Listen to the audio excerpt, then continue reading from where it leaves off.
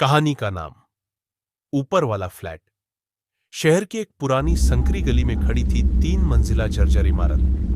दीवारों का प्लास्टर कई जगहों से उखड़ चुका था और सीढ़ियों में हमेशा नमी और सन्नाटा पसरा रहता था। उसी इमारत की दूसरी मंजिल पर रहता था अमित। अमित को वहां आए अभी सिर्फ 2 हफ्ते हुए थे। शुरू में सब सामान्य लगा, लेकिन तीसरी रात से कुछ अजीब होने लगा।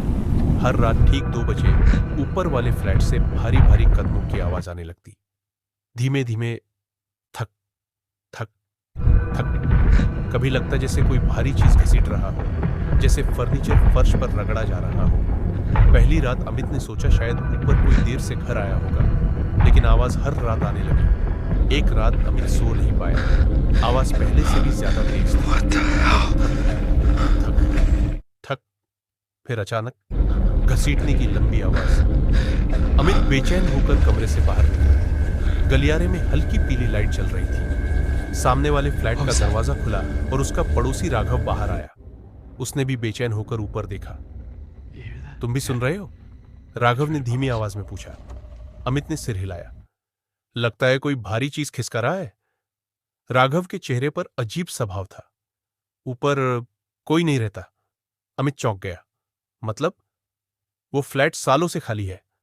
अमित को लगा शायद राघव मजाक कर रहा है, लेकिन उसके चेहरे की गंभीरता मजाक जैसी नहीं थी। अगले दिन दोनों ने नीचे जाकर मकान मालिक से पूछा। मकान मालिक बूढ़ा आदमी था, जिसका नाम मिश्रा जी था। अमित ने पूछा, ऊपर वाले फ्लैट में कौन रहता है? मिश्रा जी का चेहरा अचानक कठोर हो गया। वो फ्लैट खाली है, राघव बोला, लेकिन रात में आवाजें आती हैं। मिश्रा जी ने तुरंत बात टाल दी। पुरानी बिल्डिंग है, लकड़ी सिकुड़ती है, आवाज होती रहती है। लेकिन उनकी आंखों में एक छुपा हुआ डर साफ दिख रहा था। उस रात फिर वही हुआ। ठीक 2 बजे। थक थक थक।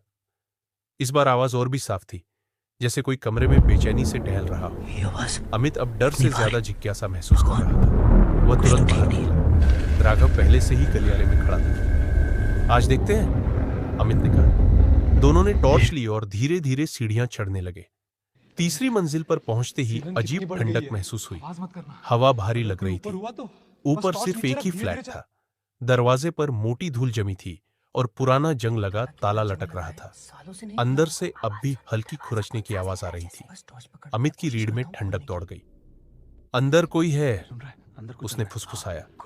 राघव ने टॉर्च दरवाजे पर डाली, लेकिन ताला तो लगा है। कुछ सेकंड तक दोनों चुप रहे। फिर राघव बोला, ताला तोड़ देते हैं। काफी कोशिश के बाद